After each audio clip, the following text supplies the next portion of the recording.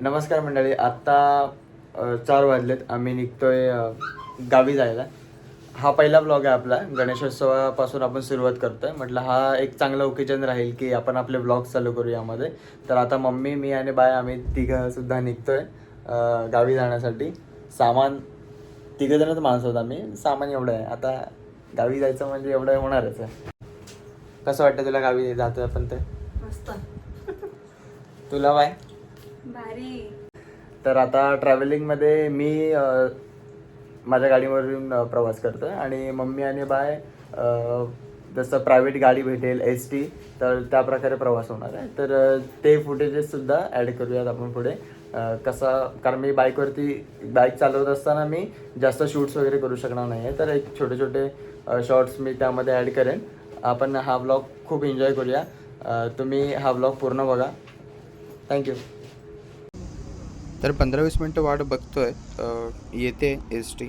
टायमाच्या थोडंसं लेट आहे, पण येईल लवकरच ST आणि आता निघू थोड्याच वेळात.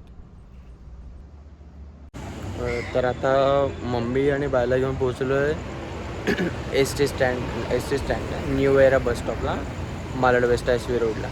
तर आता बघूयात की इथून गाड्या भेटत आहेत का तसं, कारण जसं भेटेल तसं निघायचं आहे आता. तर दोघी तिथे उभ्या आहेत. अजून पण बरेच जण आले आहेत.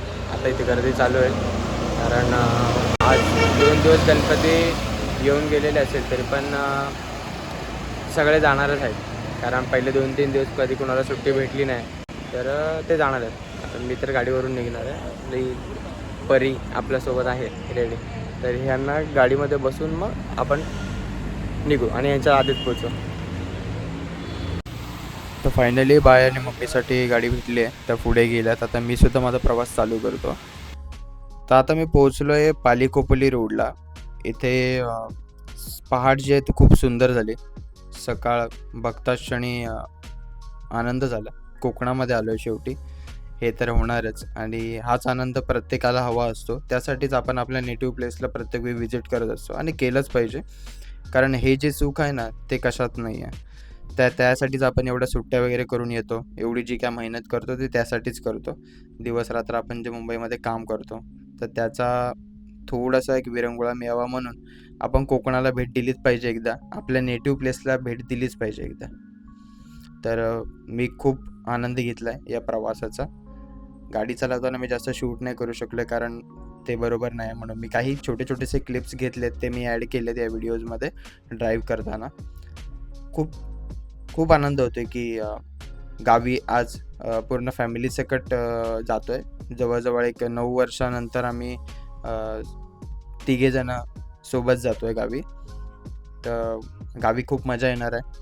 पालीच्या मंदिरामध्ये यावेळी जाणं मिस होईल कदाचित, कारण तिकडे गर्दीसुद्धा जास्त असेल आणि आता वेळसुद्धा थोडा जास्त झाला आहे. तर पहिलं गावी जावं लागेल कारण आज गणपतीचा 3रा दिवस आहे. तर आपल्याला थोडंसं लवकर पोचावं लागेल कारण शेवटी गावी पोहोचण्याची जी आतुरता असते ती काय आपल्याकडून आवरत नाही.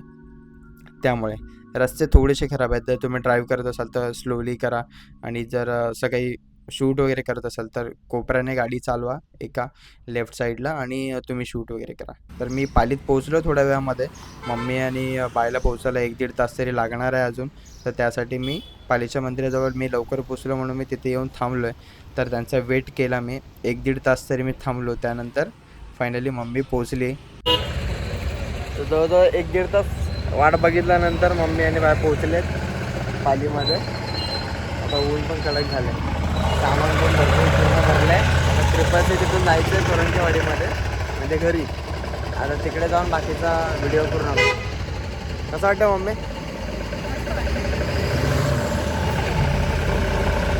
चला निघूया आपण. तर पालीमध्ये आलो आणि पालीमध्ये आल्यानंतर आमचं जे लहानपणापासून आम्ही जेव्हा येतो त्याला आम्हाला महाकाली हॉटेल म्हणून आहे. तिथे प्रत्येक वेळी आम्ही नाश्ता करण्यासाठी थांबतो. तर तिथे यावेळीसुद्धा थांबलो आहे. तिथला जो फेमस आहे तो वडा उसळ आहे. तर ते मी घेतलं, ते मागवलं. आम्ही ते रेग्युलर खातो तिथे गेल्यानंतर. तर खूप छान झाला नाश्ता. त्यानंतर आम्ही गावी पोहोचलो आमच्या नेटिव्ह प्लेसला. तोरणकेवाडी, नांदगाव, गोमाशी इथे जवळपास आहे आमचं तोरणकेवाडी गाव.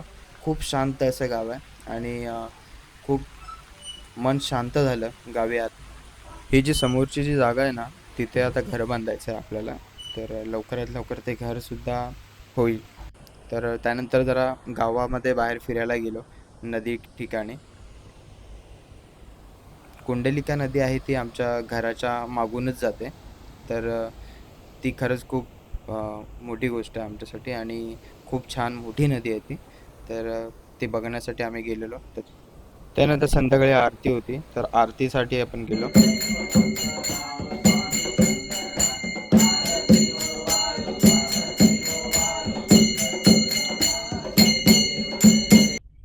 तर गावातलं हे जे देवस्थान दत्त देवस्थान आहे आपलं, दत्तगुरूंचं जे मंदिर आहे तिथे आलो.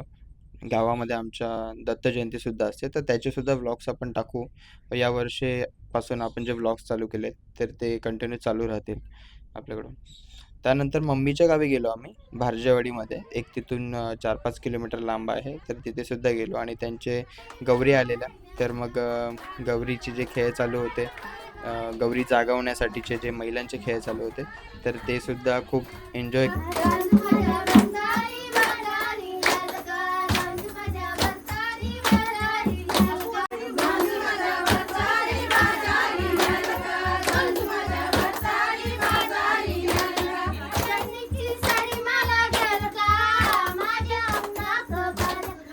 नंतर दुसऱ्या दिवशी म्हणजे नंतर 5 दिवस पूर्ण झालेच आणि शेवटी जो क्षण नको हवा होता तो आला विसर्जनाचा.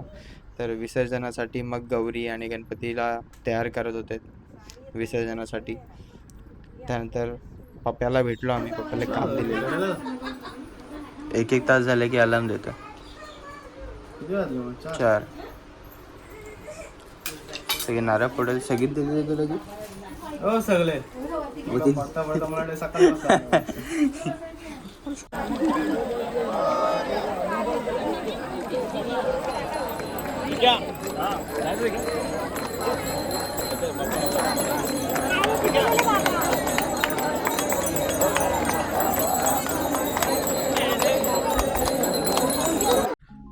तर मित्रांनो ते गणपतीचे पूर्ण दिवस संपले, विसर्जन केलं. त्यानंतर आपण पुन्हा मुंबईच्या वाटेने निघालो. हे जे तुम्हाला फॉग दिसतोय ना पूर्ण, तर ते पहाट खूप सुंदर दिसत होती. मी जेव्हा ड्राईव्ह करत होतो त्यावेळेला खूप छान पहाट दिसत होती ती.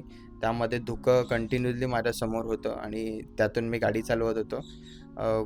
तर सावकाश गाडी चालवा. जर तुम्ही कोकणात आलात आणि धुकं असेल तुमच्यासमोर तर सावकाश गाडी चालवा. हाही मी फास्ट मोडमध्ये व्हिडिओ टाकला. ॲक्च्युअलमध्ये स्लो गाडी चालवत होतो आणि तेच पहाट खूप छान दिसत होती. सकाळीच प्रवास करण्यात खूप मजा येते. म्हणजे 3-3.5 तासाचा जो प्रवास आहे ना, तो पटकन कसा निघून जातो ते समजतसुद्धा नाही. मी 7 वाजता निघालेलो होतो, तर मी 9:30-10 वाजता मी मुंबईला पोहोचलो. तर तुम्हाला हा व्लॉग कसा वाटला हे तुम्ही मला कमेंट बॉक्समध्ये नक्की सांगा आणि आपल्या चॅनलला लाईक, शेअर आणि सबस्क्राईब करायला विसरू नका. माझं इंस्टाग्राम हँडलसुद्धा मी त्यामध्ये ॲड करतो आहे. जर तुम्हाला हा व्हिडिओ आवडला असेल तर नक्की शेअर करा. नवीन व्हिडिओमध्ये नक्की भेटूयात लवकरच. थँक्यू.